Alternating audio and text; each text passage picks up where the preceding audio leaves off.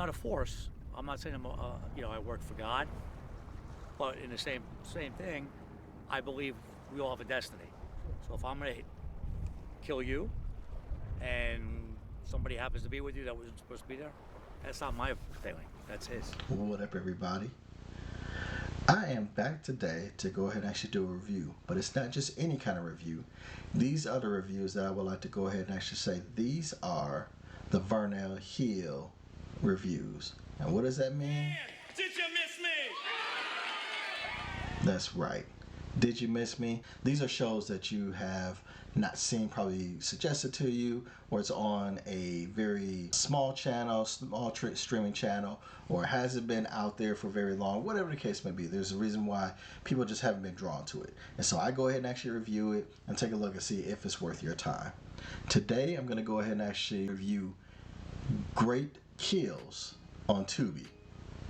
I know what you're thinking, but you might be surprised this time. So Great Kills actually premiered on Tubi on March of 2023. It has 8 episodes, each roughly about 25 minutes apiece. Now, this is actually for fans of like comedy, kind of comedy crime thriller types of things. This is a show that, because it's a little hard to quantify, but once I read the description for you, you'll kind of know. This show is kind of framed around being a documentary following a lonely, low-budget hitman, almost kind of like The Professional, if you remember Leon the Professional from way back in the day. It's kind of like that one, but a camera crew following him around.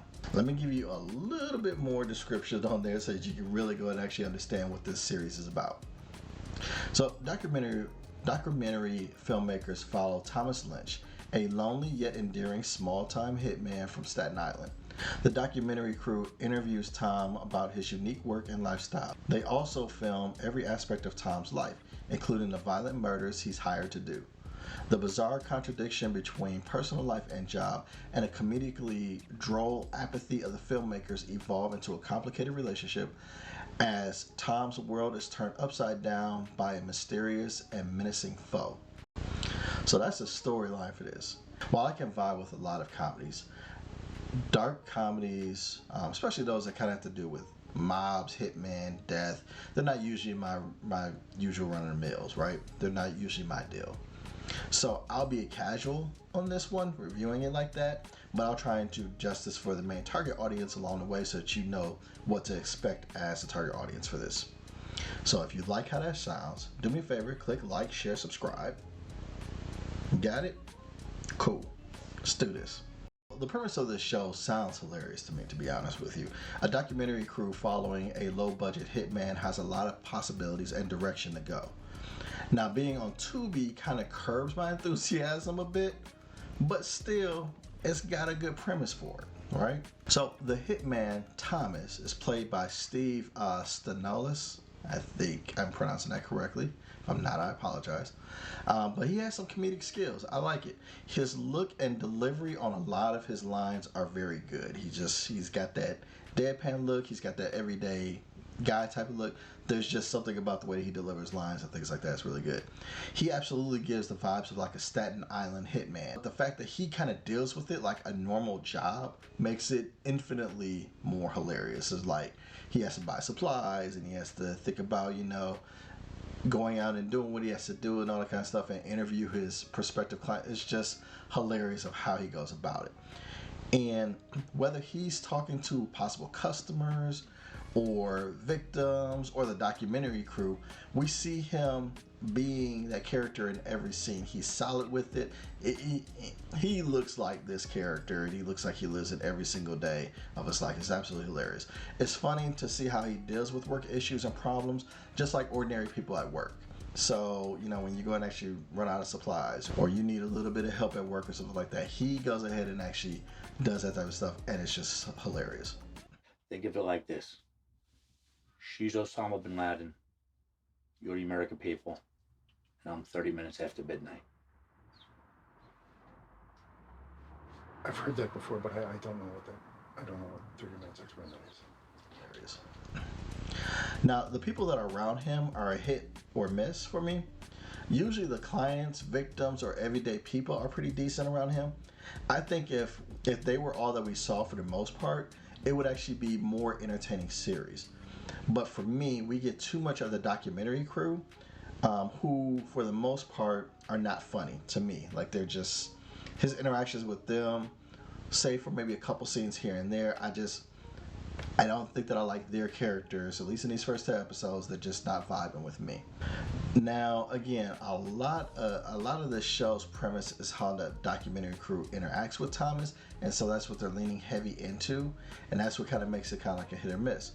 But for the most part, they kind of get annoying. So there are funny parts of them interacting, like when the boom mic dude almost gets shot during a hit. Piece of shit. That's just what. Oh, Come on, Lisa. hey, Get out of the shot. Get out of the way. Kidding Don't worry me? about the shot. Oh my god. That's hilarious because, hey, like, dude, the fact that they're filming him while he's going out on a hit and they almost get shot is funny.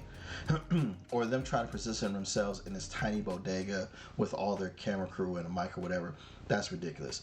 But then we get them on camera so much, and it really detracts from what's going on with the documentary. The casual viewer who's really locked in will totally get taken out by some of the stupid antics of the crew.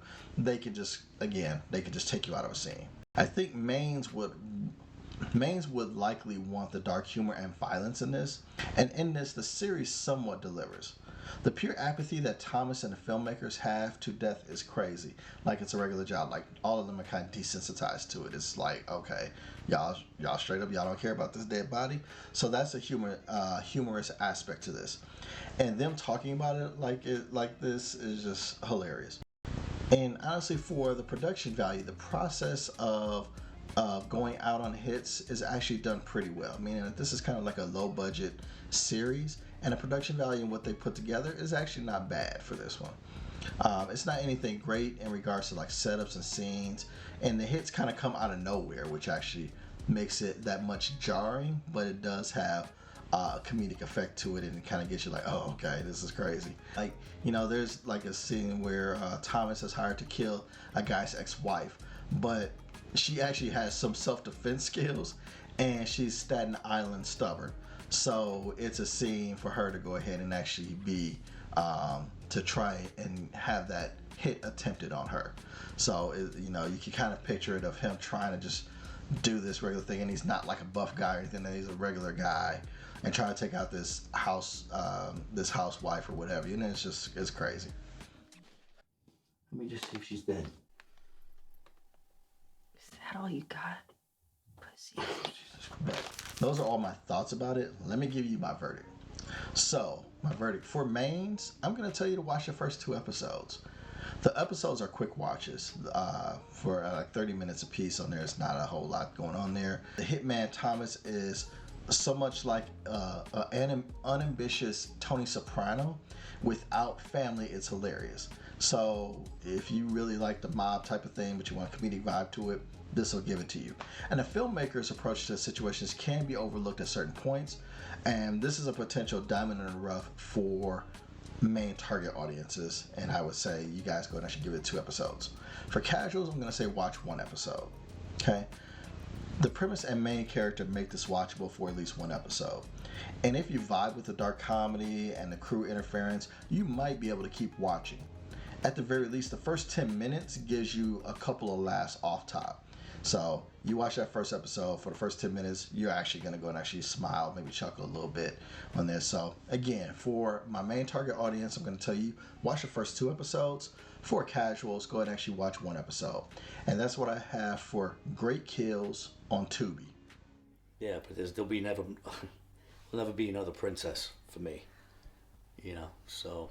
I find it interesting because Hitler also liked animals very much.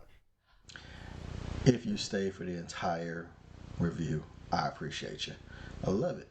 Love it, love it, love it. Do me a favor. Click like, share, subscribe, all that kind of good stuff, so that I know that you want me to continue to bring you these reviews. But if you don't want to do that, you can actually go and actually click one of these videos, and I'll be cool with that too.